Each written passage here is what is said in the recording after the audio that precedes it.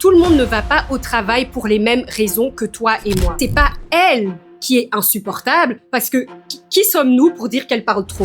Quelle est la définition du trop? C'est, en fait, ton agacement envers elle est un message pour toi. En fait, ce que tu ressens dans ton corps à ce moment-là, c'est une blessure, une injustice qui n'a pas été gérée. En fait, c'est ton besoin de reconnaissance que tu n'as pas eu quand tu étais plus jeune. Donc vraiment, c'est hyper important de reconnaître quels sont tes déclencheurs émotionnels, parce que quand tu gères tes déclencheurs, tu seras pas dans la réaction. Ça veut dire que on peut t'insulter, tu vas pas directement être sur la défensive en fait. Donc tout ce que tu as vécu entre tes 0 et tes 7 ans, même 50 ans plus tard, ça peut te rattraper si tu l'as pas géré.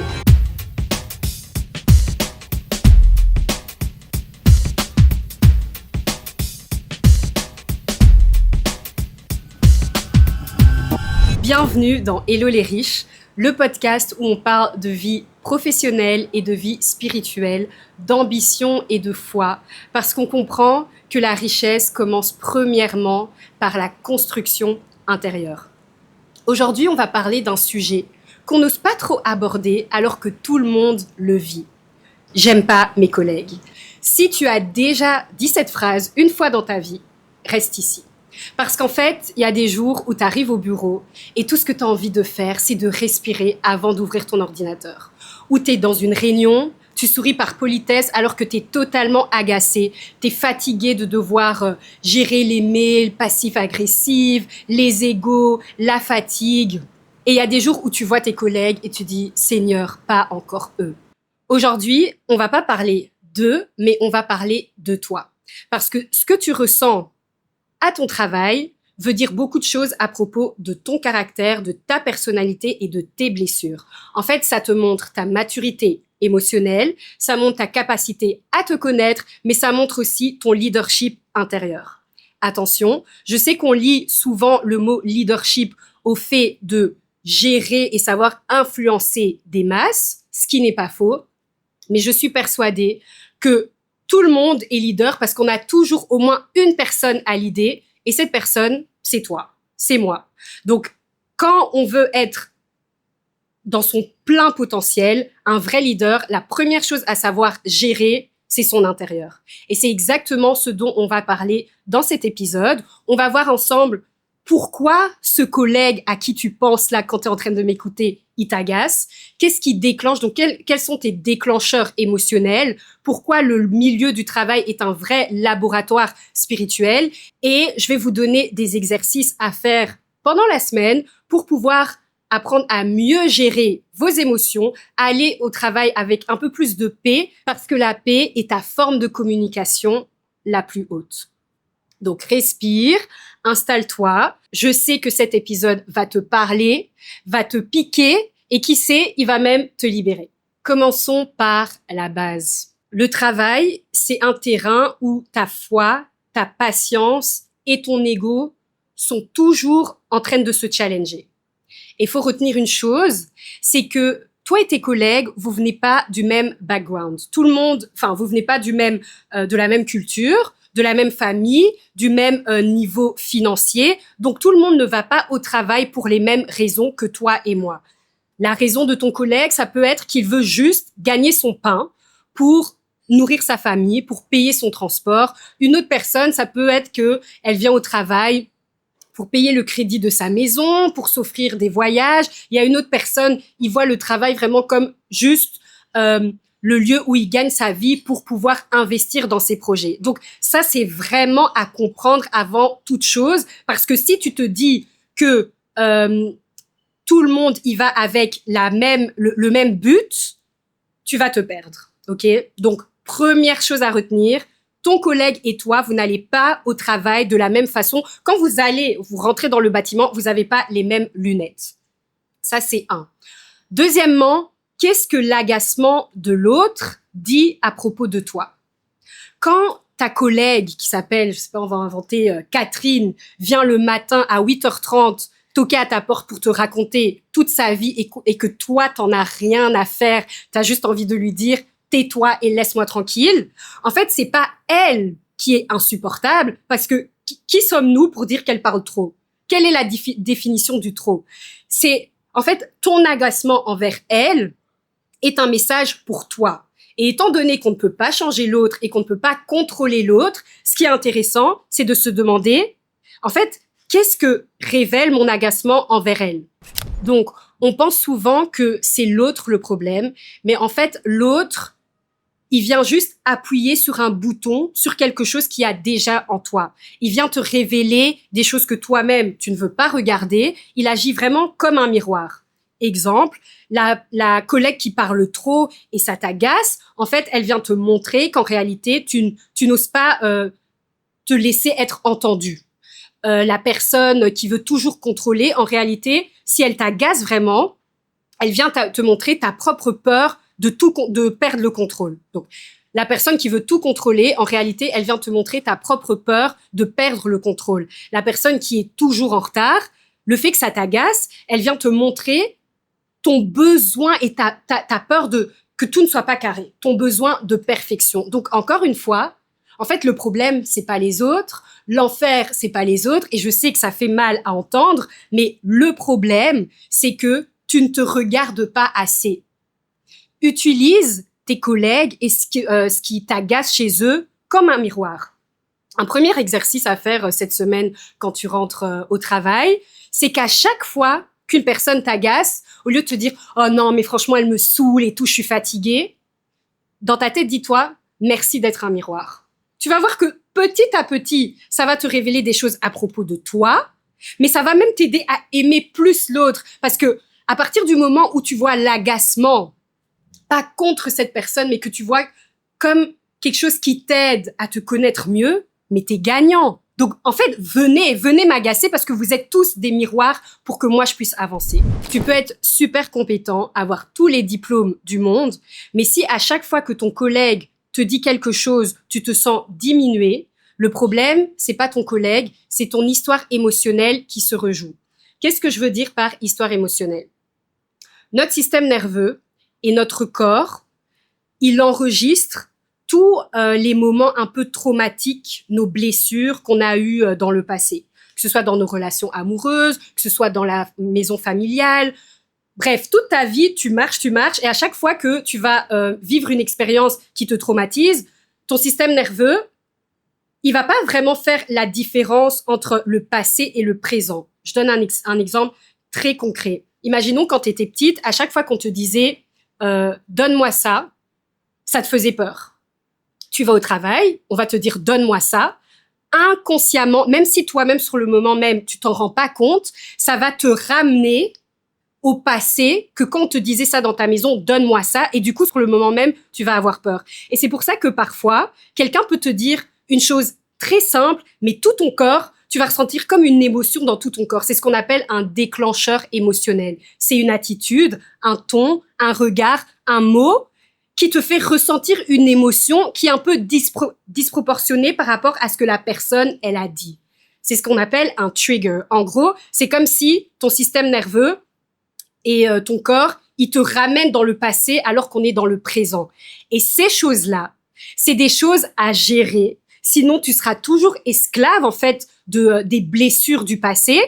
Et le milieu du travail, c'est un endroit où toute la journée, en fait, tu peux être déclenché émotionnellement. Et le but, c'est de savoir repérer, reconnaître ces déclencheurs émotionnels pour ne pas en être esclave.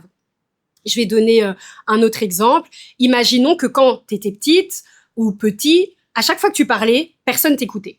Donc, à chaque fois que tu es au travail et que quelqu'un va t'interrompre, en fait, ce que tu ressens dans ton corps à ce moment-là, c'est une blessure, une injustice qui n'a pas été gérée. En fait, c'est ton besoin de reconnaissance que tu n'as pas eu quand tu étais plus jeune.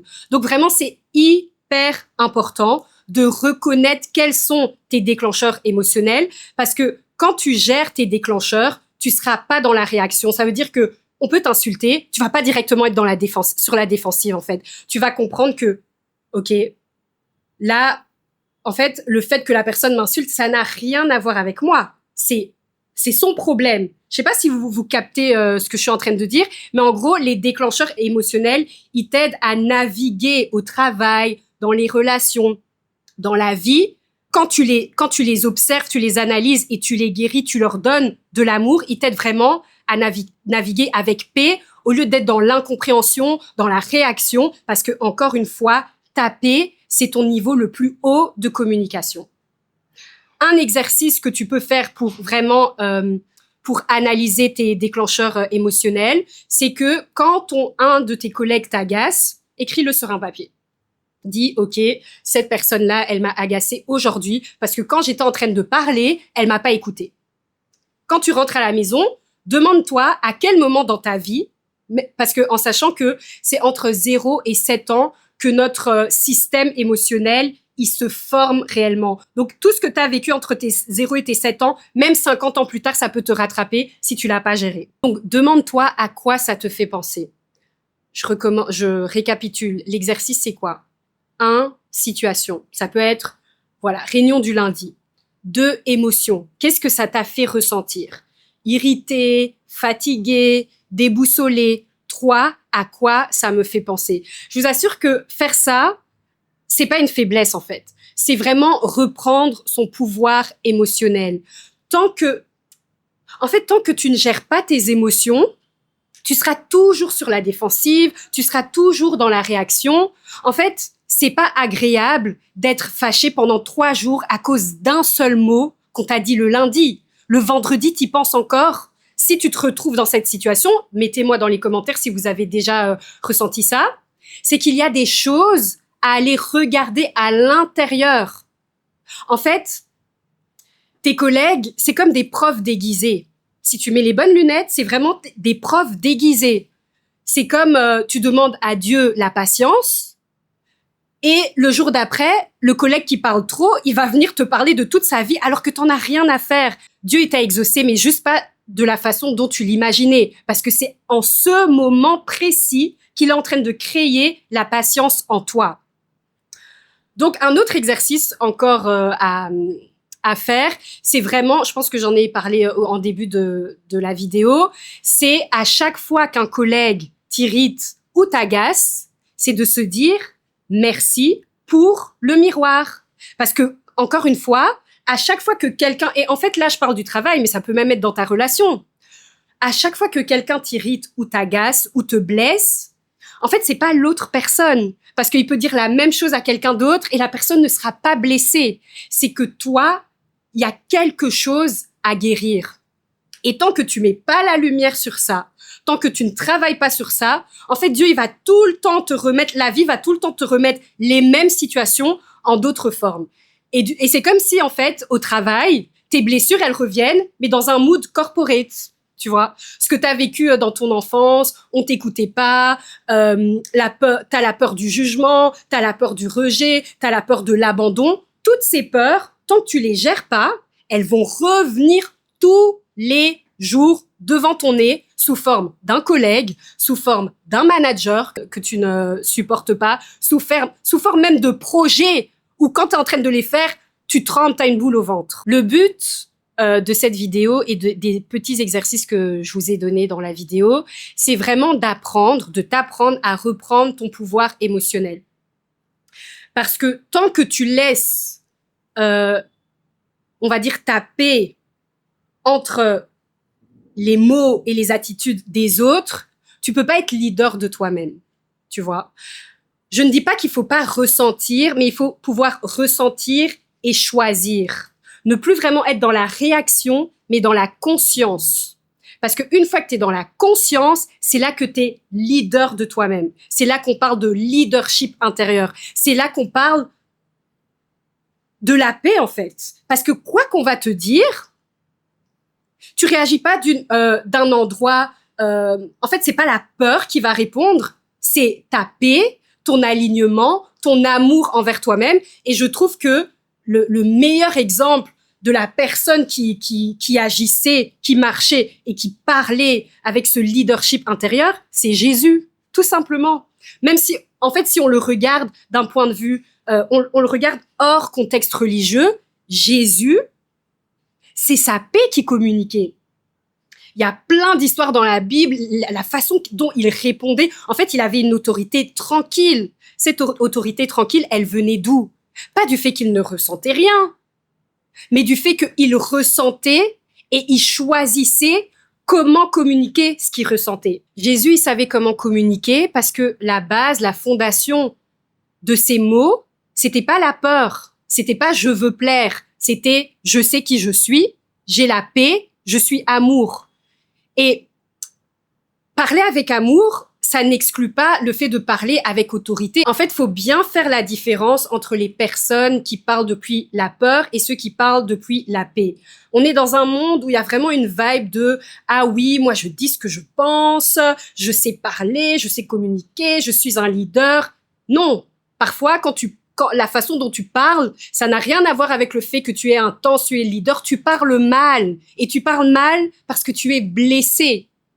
En fait, tu es tellement blessé que tu ne sais pas comment parler avec respect parce que, en fait, toi-même, tu ne te respectes pas. Tu n'es pas en train de regarder ce qui se passe à l'intérieur. Donc, la prochaine fois que vous avez une discussion avec quelqu'un, que ce soit dans le cadre professionnel, dans le cadre relationnel, et franchement, moi-même, je suis en train de vous prêcher entre parenthèses, mais c'est un travail de tous les jours. En fait, chaque jour, tu dois choisir la paix.